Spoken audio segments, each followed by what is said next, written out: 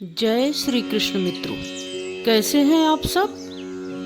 आज आपके समक्ष मैं श्रीमद् भगवद गीता की सरल व्याख्या प्रस्तुत कर रही हूँ।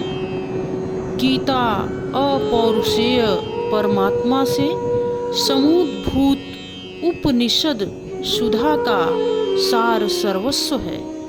गीता सार्वभौम है।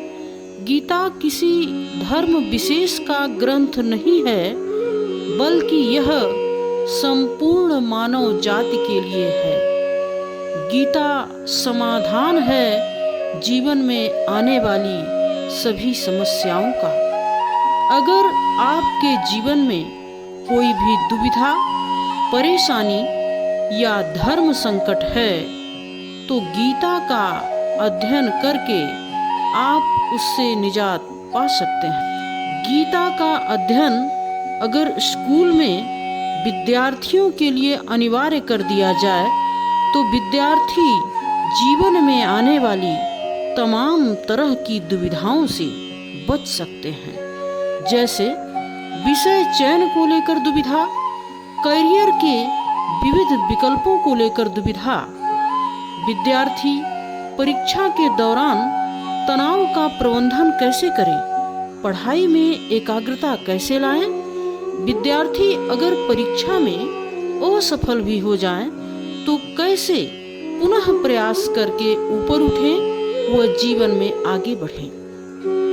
इन सभी प्रश्नों का उत्तर भगवान श्री कृष्ण श्रीमद् भगवद गीता में देते हैं। भगवान श्री कृष्ण ने गीता में बताया है कि अगर आप गृहस्थ हैं, तो गृहस्थ जीवन के सारे कर्तव्यों को करते हुए आप किस तरह से मोक्ष को प्राप्त कर सकते हैं। तो चलिए शुरू करते हैं श्रीमद् भगवद गीता के 18 अध्यायों का सफर। ओम श्री परमात्मने नमः। अथ प्रथमो अध्यायः। प्रथम अध्याय की शुरुआत धृतराष्ट्र के प्रश्नों से होती है। वह संजय से जानना चाहते हैं कि आखिर युद्ध स्थल में चल क्या रहा है। प्रथम अध्याय का अध्ययन करने के पश्चात आप जान पाएंगे कि एक पथिक जब अपने गंतव्य के लिए प्रस्थान करता है, तो मार्ग में अनेक बाधाएं और अड़चनें उसका मार्ग अवरुद्ध कर देती है। जो पथिक इन बाधाओं को पार कर जाता है, वही गंतव्य तक पहुंच पाता है। यहाँ पर वह पथिक अर्जुन हैं और उनकी सहायता साक्षात भगवान श्री कृष्ण कर रहे हैं। धृतराष्ट्र उवाच धर्म क्षेत्रे कुरुक्षेत्रे समवेतायुयुत्सवः मामकाः पांडवाश्चैव किम कुर्वत संजयः। धृतराष्ट्र ने कहा कि हे संजय, धर्म भूमि कुरुक्षेत्र में युद्ध की इच्छा से इकट्ठा हुए मेरे और पांडु के पुत्रों ने क्या किया।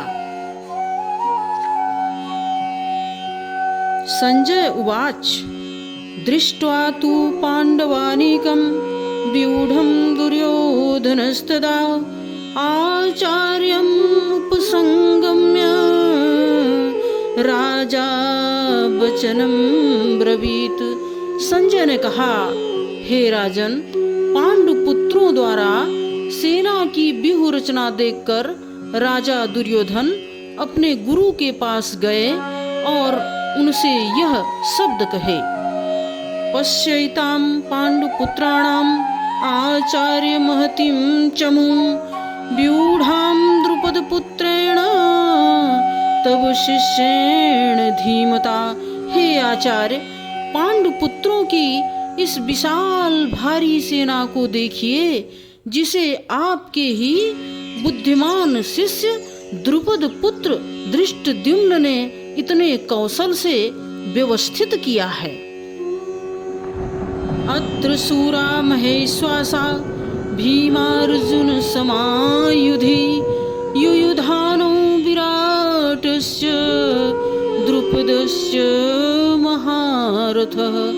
इस सेना में भीम तथा अर्जुन के समान युद्ध करने वाले अनेक वीर धनुर्धर हैं, जैसे महारथी युयुधान, विराट तथा द्रुपद। धृष्टकेतुश्चेकितानः काशीराजस्य वीर्यवान् पुरजित कुन्तिभोजस्य शैब्यस्य नरपुंगवः। इसके साथ ही धृष्टकेतु, चेकितान, काशीराज, पुरजित कुंतिभोज तथा शैब्य जैसे महान शक्तिशाली योद्धा भी हैं। युधामन्युश्च विक्रांत उत्तमौजाश्च वीर्यवान् सौभद्रो द्रौपदेयाश्च सर्वैव महारथाः। पराक्रमी युधामन्यु, अत्यंत शक्तिशाली उत्तमौजा, सुभद्रा का पुत्र तथा द्रौपदी के पुत्र, ये सभी महारथी हैं। अस्माकं तु विशिष्टाय तान् निबोध द्विजेयोत्तम नायका मम सैन्यस्य संज्ञार्थं तान् ब्रवीमि ते। किंतु हे ब्राह्मण श्रेष्ठ, आपकी सूचना के लिए मैं अपनी सेना के उन नायकों के विषय में बताना चाहूँगा जो मेरी सेना को संचालित करने में विशेष रूप से निपुण हैं।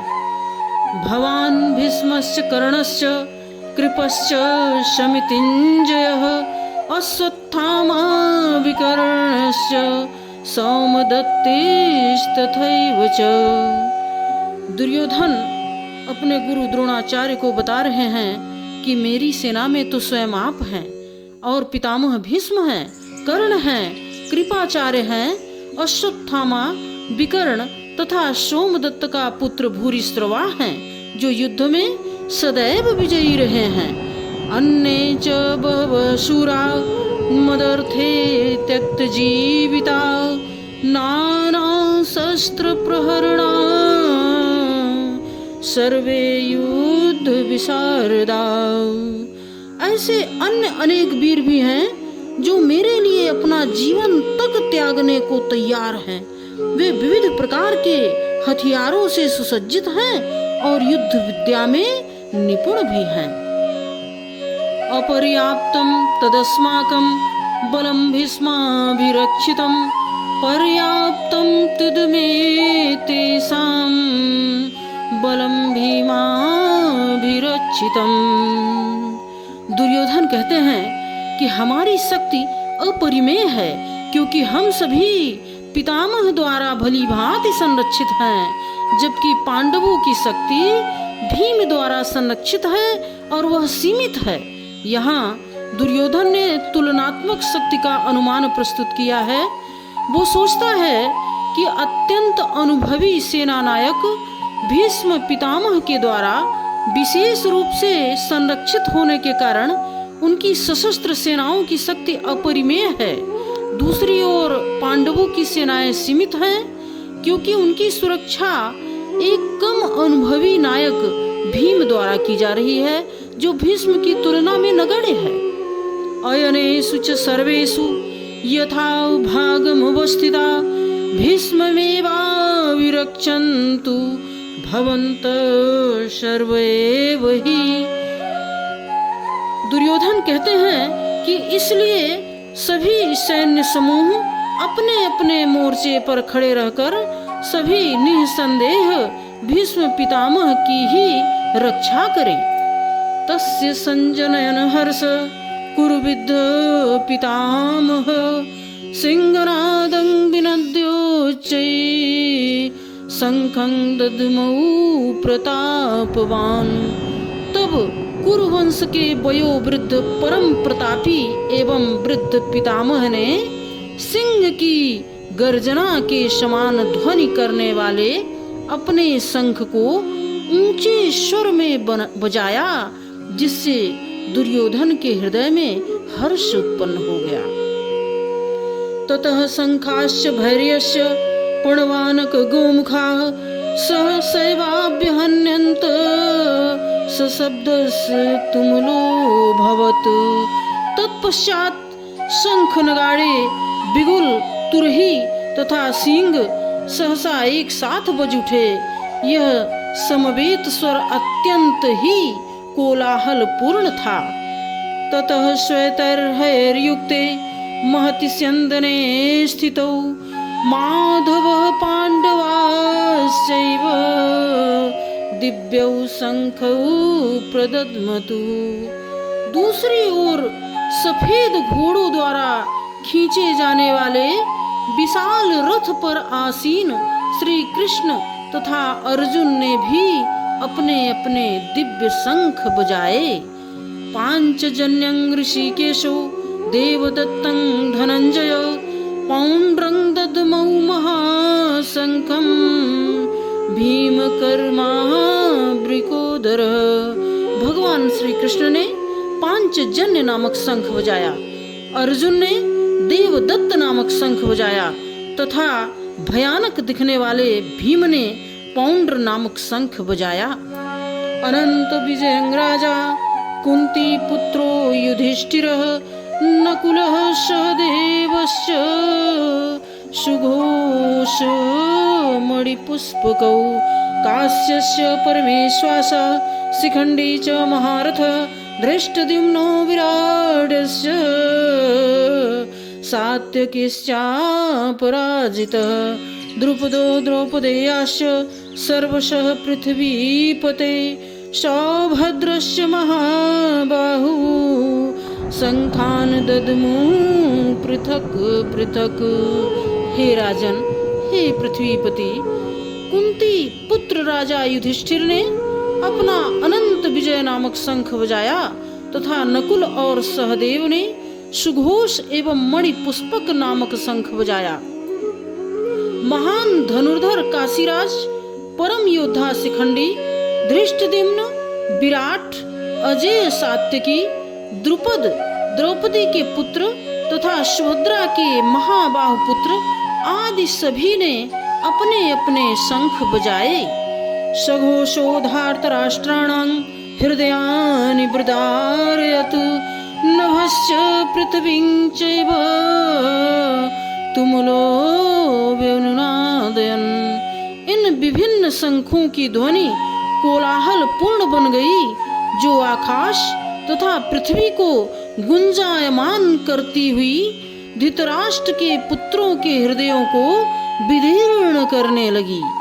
अथ व्यवस्थितान् दृष्ट्वा धार्तराष्ट्रान् कपिध्वजः प्रवृत्ते शस्त्र संपाते धनुरुद्यम्य पांडवः ऋषिकेशं तदा वाक्यो मिदमाह महीपते। उस समय कपिध्वज अर्जुन ने धनुष उठाकर तीर चलाने के लिए उद्यत हुए। हे राजन, धृतराष्ट्र के पुत्रों को व्यूह में खड़ा देखकर अर्जुन ने श्री कृष्ण से यह वचन कहा। अर्जुन उवाच सेनयोरुभयोर्मध्ये रथं स्थापयमेच्युत यावदेतान् निरीक्षेऽहं योद्धकामान् व्यवस्थितां कैर्मया सह योद्धव्यम् अस्मिन् रणसमुद्यमे। अर्जुन ने कहा, हे अच्युत, कृपा करके मेरे इस रथ को दोनों सेनाओं के बीच में ले चलें, जिससे मैं वहां उपस्थित युद्ध की अभिलाषा रखने वालों को और शस्त्रों की इस महान परीक्षा में जिनसे मुझे संघर्ष करना है, मैं उन्हें भली भांति देख सकूं। योत्स्यमानान् वेक्षेऽहं ययेतेऽत्र समागताः धार्तराष्ट्रस्य दुर्बुद्धे युद्धे प्रियचिकीर्षव। अर्जुन ने कहा कि मुझे उन लोगों को देखने दीजिए जो यहाँ पर धृतराष्ट्र के दुर्बुद्धि पुत्र दुर्योधन को प्रसन्न करने की इच्छा से लड़ने के लिए आए हैं। संजय उवाच एव मुक्तो ऋषिकेशो गुडाकेशेन भारत सेनयोरुभयोर्मध्ये स्थापयित्वा रथोत्तमं। संजय ने कहा, हे भरतवंशी, अर्जुन द्वारा इस प्रकार संबोधित किए जाने पर भगवान श्री कृष्ण ने दोनों दलों के बीच में उस उत्तम रथ को लाकर खड़ा कर दिया। भीष्म द्रोण प्रमुखतः सर्वेषां च महीक्षिताम् उवाच पार्थ पश्येतान् समवेतान् कुरुनिति। भीष्म, द्रोणाचार्य तथा विश्व भर के अन्य समस्त राजाओं के सामने भगवान ने कहा कि हे पार्थ, यहाँ पर एकत्र सारे कुरुओं को देखो। तत्रा पश्यत स्थितान् पार्थ पितृनथ पितामहान् आचार्यान् मातुलान् भ्रातॄन् पुत्रान् पौत्रान् सखींस्तथा श्वशुरान् सुहृदश्चैव सेनयोरुभयोरपि। अर्जुन ने वहां पर दोनों पक्षों की सेनाओं के मध्य में अपने चाचा, ताऊओं, पितामहों, गुरुओं, मामाओं, भाइयों, पुत्रों, पौत्रों, मित्रों, ससुरों और शुभचिंतकों को भी देखा। तान् समीक्ष्य स कौन्तेयः सर्वान् बन्धून् अवस्थितान् कृपया पर्याविष्टो विषीदन्निदमब्रवीत्। जब कुंती पुत्र अर्जुन ने मित्रों तथा संबंधियों की इन विभिन्न श्रेणियों को देखा तो वह करुणा से अभिभूत हो गए और इस प्रकार बोले। अर्जुन उवाच, दृष्टेवं स्वजनं कृष्णं युयुत्सुं समुपस्थितं सीदन्ति मम गात्राणि मुखं च परिशुष्यति। अर्जुन ने कहा कि हे कृष्ण, इस प्रकार युद्ध की इच्छा रखने वाले अपने मित्रों तथा संबंधियों को अपने समक्ष उपस्थित देखकर मेरे शरीर के अंग कांप रहे हैं और मेरा मुख भी सूखा जा रहा है। वेपथुश्च शरीरे में रोम हर्षश्च जायते गांडीवं संश्रुते हस्ताक्तश्चैव परिदह्यते। अर्जुन ने कहा कि हे कृष्ण, मेरा सारा शरीर कांप रहा है, मेरे रोंगटे खड़े हो रहे हैं, मेरा गांडीव धनुष मेरे हाथ से सरक रहा है और मेरी त्वचा भी जल रही है। न च शक्नोम्यवस्थातुं भ्रमतीव च मे मनः निमित्तानि च पश्यामि विपरीतानि केशव। मैं यहाँ अब और अधिक खड़ा रहने में भी असमर्थ हूँ। मैं अपने को भूल रहा हूँ और मेरा सिर भी चकरा रहा है। हे कृष्ण, मुझे तो केवल अमंगल के लक्षण ही दिख रहे हैं। न च श्रेयोन पश्यामि हत्वा स्वजनमाहवे न कांक्षे विजयं कृष्णं न च राज्यं सुखानि च।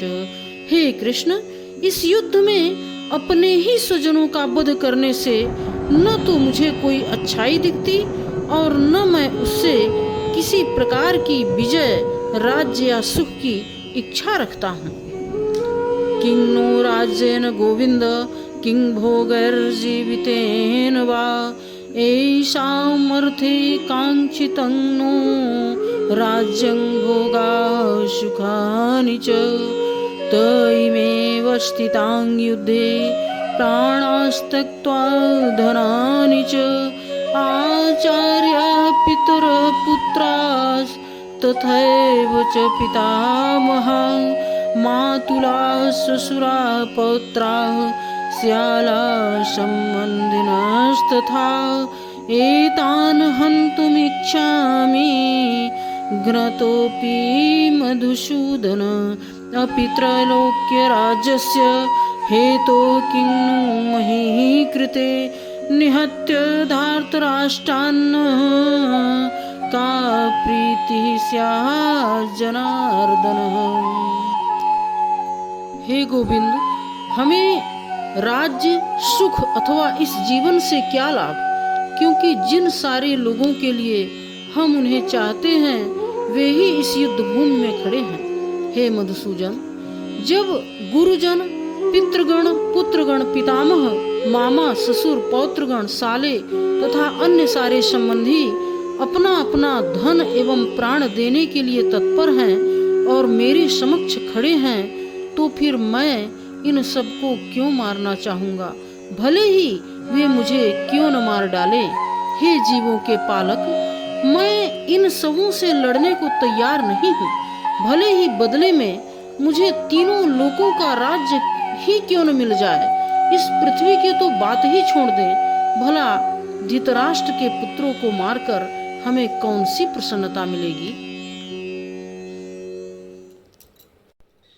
पापमेवाश्रयेदस्मान् हत्वैतानाततायिनः तस्मान्नहारः वयं हन्तुं धार्तराष्ट्रान् शबान्धवान् स्वजनं हि कथं हत्वा सुखिनः श्याम माधवः। अर्जुन कहते हैं कि यदि हम ऐसे आतताइयों का वध करते हैं तो हम पर पाप ही चढ़ेगा केशव, अतः यह उचित नहीं है कि हम धृतराष्ट्र के पुत्रों तथा उनके मित्रों का वध करें। हे लक्ष्मीपति कृष्ण, इससे हमें क्या लाभ होगा और अपने ही कुटुंबियों को मारकर हम किस प्रकार सुखी हो सकते हैं। यद्यप्येतेन पश्यन्ति लोभोपहत चेतसः कुलक्षय कृतं दोषं मित्रदोहे च पातकं कथं न ज्ञेयमस्माभिः पापादस्मान् निवर्तितुं कुलक्षय कृतं दोषं प्रपश्य द्विजनार्दन। हे जनार्दन, यद्यपि लोभ से अभिभूत चित्त वाले ये लोग अपने परिवार को मारने या अपने मित्रों से द्रोह करने में कोई दोष नहीं देखते, किंतु हम लोग जो परिवार के विनष्ट करने में अपराध देख सकते हैं, ऐसे पाप कर्मों में क्यों प्रवृत्त हों। कुलक्षय प्रणश्यन्ति कुलधर्मा सनातनाः धर्मे नष्टे कुलं कृत्स्नम् अधर्मो अभिभवत्युत। कुल का नाश होने पर सनातन कुल परंपरा नष्ट हो जाती है और इस तरह शेष कुल भी अधर्म में प्रवृत्त हो जाता है। अधर्मा विभवात् कृष्ण प्रदुष्यन्ति कुलस्त्रियः स्त्रीषु दुष्टासु वार्ष्णेय जायते वर्ण संकरः। हे कृष्ण, जब कुल में अधर्म प्रमुख हो जाता है तो कुल की स्त्रियां दूषित हो जाती हैं और स्त्रीत्व के पतन से हे वृष्णिवंशी अवांछित संतानें उत्पन्न होती हैं। शंकरो नरकायव कुलघ्नानां कुलस्य च पतन्ति पितरो येषां लुप्तपिंडोदक क्रिया। अवांछित संतानों की वृद्धि से निश्चय ही परिवार के लिए तथा पारिवारिक परंपरा को विनष्ट करने वालों के लिए नारकीय जीवन उत्पन्न होता है। ऐसे पतित कुलों के पितर लोग भी गिर जाते हैं, क्योंकि उन्हें जल तथा पिंड दान देने की क्रियाएं समाप्त हो जाती हैं। दोषय रहते कुलघ्नानां वर्ण संकर कारकै उत्स्याद्यन्ते जाति धर्मा कुल धर्मास्य शाश्वता। जो लोग कुल परंपरा को विनष्ट करते हैं और इस तरह अवांछित संतानों को जन्म देते हैं, उनके दुष्कर्मों से समस्त प्रकार की सामुदायिक योजनाएं तथा पारिवारिक कल्याण कार्य विनष्ट हो जाते हैं। उत्सन्न कुल धर्माणां मनुष्याणां जनार्दन नरके नियतं वासो भवतीत्यनुशुश्रुमं। हे प्रजापालक कृष्ण, मैंने गुरु परंपरा से सुना है कि जो लोग कुल धर्म का विनाश करते हैं वे सदैव नरक में वास करते हैं। अहो बत महत् पापं कर्तुं व्यवसितां वयं यद्राज्य सुखलोभेन हन्तुं स्वजनमुद्यताः। अरे कितने आश्चर्य की बात है कि हम सब जघन्य पाप करने के लिए उद्यत हो रहे हैं, राज्य सुख भोगने की इच्छा से प्रेरित होकर हम अपने ही संबंधियों को मारने पर तुले हैं। यदि मामो प्रतीकारम शस्त्रं शस्त्रपाणयः धार्तराष्ट्रारणे हन्युस्तन्मे क्षेमतरं भवेत्। यदि शस्त्रधारी धृतराष्ट्र के पुत्र मुझ निहत्थे तथा रणभूमि में प्रतिरोध न करने वाले को मार भी दें तो यह भी मेरे लिए श्रेयस्कर होगा। संजय उवाच एवं मुक्त्वा अर्जुनः संख्ये रथोपस्थ उपाविशत् विसृज्यं ससरं चापं शोक संविघ्न मानसः। संजय ने कहा कि युद्ध भूमि में इस प्रकार कहकर अर्जुन ने अपना धनुष तथा बाण एक ओर रख दिया और शोक संतप्त चित्त से रथ के आसन पर बैठ गए। इस प्रकार भगवत गीता के प्रथम अध्याय कुरुक्षेत्र के युद्ध स्थल में सैन्य निरीक्षण का भक्ति वेदांत तात्पर्य पूर्ण हुआ।